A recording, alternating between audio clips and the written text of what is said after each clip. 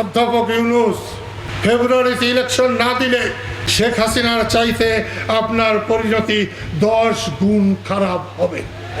কিছু লোক আজকাল এমন সব কথাবার্তা বলতেছে যেন তারা গত 16 বছর অন্ধ হয়েছিল, কারো শাসন দেখেনি, কারো অত্যাচার টের পায় নাই। এখন হঠাৎ করে তাদের মুখে শোনা যায় ডক্টর ইউনূস যদি ফেব্রুয়ারিতে নির্বাচন না দেন তাহলে তার অবস্থা শেখ হাসিনার চেয়েও খারাপ হবে।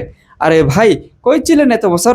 শেখ হাসিনা যখন জনগণের ভোটের অধিকার মাটির সাথে মিশিয়ে ফেলেছিল, পুলিশ দিয়ে আন্দোলনকারীদের গুলি করাইছিল, গুম খুন অত্যাচার চলতেছিল, তখন তো আপনাদের গলা শুকায় নাই চিল্লাইতে চিল্লাইতে।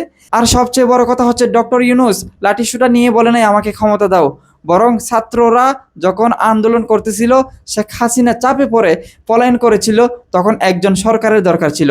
তো ছাত্ররা ডিসিশন নিয়ে সবাই মিলে সমঝোতা করে ডক্টর ইউনূসকে সিনিয়র মনে করে কিন্তু তাকে ক্ষমতায় বসিয়েছে। ডক্টর ইউনূস নিজে কিন্তু ক্ষমতায় আসতে চায় নাই বা প্রধান উপদেষ্টা হতে চায় নাই, তাকে রিকোয়েস্ট করে, তাকে সিনিয়র ভেবে কিন্তু তাকে বসানো হয়েছে, তাও রিকোয়েস্ট করে। এখন আপনারা যেভাবে তারে নিয়ে সমালোচনা করতেছেন, নির্বাচন দেন, এন্ড দেন, অন দেন, হ্যাঁ, কেউ বলতেছেন আপনি আরো থাকেন, কেউ বলতেছে আপনি এখনই নির্বাচন দেন, তাইলে এই মানুষটা কি করবে? আরে ভাই, সে প্রধানমন্ত্রিত্ব চায় না, কেন জানেন? নোবেল জয়ী, সে নোবেল জয়ী, যেটার মূল্য আপনারা বুঝেন না। ডোনাল্ড ট্রাম্প বছরের পর বছর চেষ্টা করেও কিন্তু নোবেল জয়ী হইতে পারতেছে না, কিন্তু ডক্টর ইউনূস এইসব প্রধান উপদেষ্টার থেকেও অনেক বড় বড় অ্যাওয়ার্ড, অনেক বড় বড় সম্মান আগেই পেয়েছে। সে এইসব প্রধান উপদেষ্টার পদের জন্য মানে হাতে পায়ে ধরে একেবারে ভিক্ষা চাওয়ার মতো হবে না।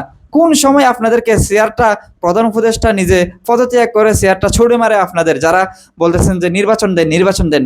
আরে ভাই, তার মাথাটা খায়েন না, বুঝছেন? তার মাথাটা গরম করেন না। আমার মনে হয় এমন ভাবে আপনারা লাইগা আছেন, কোন সময় চেয়ারটা আপনাদের মুখের উপরে ছুড়ে মারে যে যা তোরা এখন নির্বাচন নিয়ে যা ইচ্ছা তা কর। উনি তো অনেক আগেই তার সম্মান করিয়ে নিয়েছেন, একজন নোবেল জয়ী কেবল বাংলাদেশ না, পুরো পৃথিবীর কাছে এখন আলাদা মর্যাদার জায়গায় থাকে। ডোনাল্ড ট্রাম্পের মতো মানুষ শত চেষ্টা করেও এই নোবেল জয়ীর জায়গায় আসতে পারে নাই, কিন্তু আমাদের ডক্টর ইউনূসের মূল্যটা আমরা বুঝতে পারছি না, এটাই আমাদের সবচেয়ে দুঃখের। আমরা নিজের দেশের কারো মূল্য বুঝতে পারি না।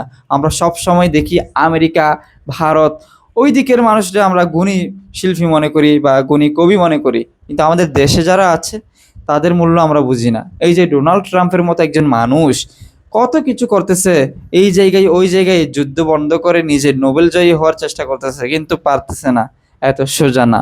কিন্তু ডক্টর ইউনূসকে পেয়েও আমরা সেটা বুঝতে পারলাম না। আপনারা যারা বলতেছেন যে মানে হুমকি দিয়ে কথা বলতেছে, ফেব্রুয়ারিতে নির্বাচন না দিলে এন হবে অন হবে, আরে ভাই এগুলো কি কথা? এসব কি? ওনার লেভেলে আসেন আগে, তারপর কথা বললেন।